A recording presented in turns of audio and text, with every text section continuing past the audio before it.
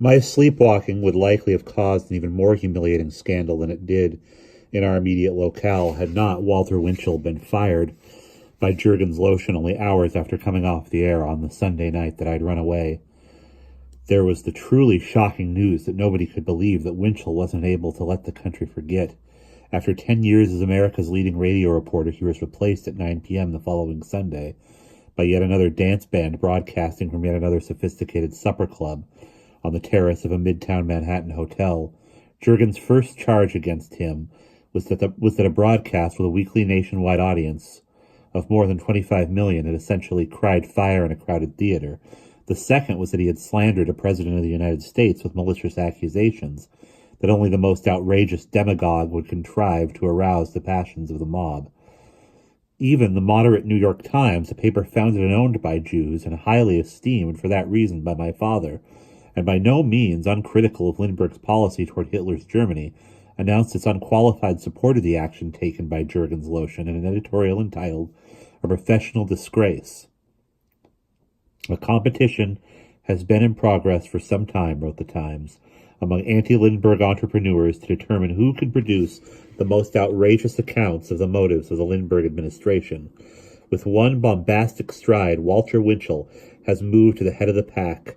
The borderline scruples and questionable taste of Mr. Winchell have tumbled over into an outburst of vitriol that is as unpardonable as it is unethical, with accusations so far-fetched that even a lifelong Democrat may find himself feeling unexpected sympathy for the president.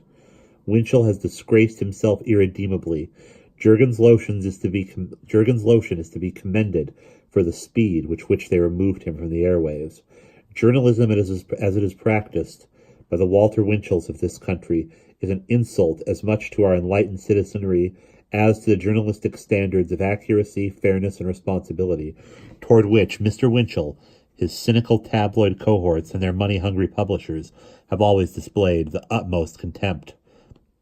In a subsequent attack delivered in behalf of the Lindbergh administration and published by the Times, as the first and lengthiest of the letters elicited by its editorial, one eminent correspondent, after alluding gratefully to the editorial and reinforcing its argument by further examples of Winchell's ostentatious abuse of the First Amendment, included, "The attempt to inflame and frighten his fellow Jews is no less detestable than the disregard for the norms of decency that your paper so forcefully condemns.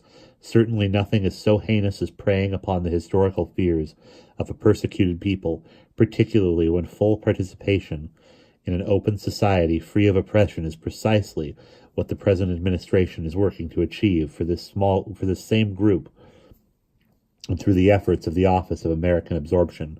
For Walter Winchell to characterize Homestead 42 as a program designed to broaden and enrich the involvement of America's proud Jewish citizens in the national life, as a fascistic strategy to isolate Jews and exclude them from the national life, is the height of journalistic recklessness and an illustration of the big lie technique that is today's greatest threat to democratic freedom everywhere.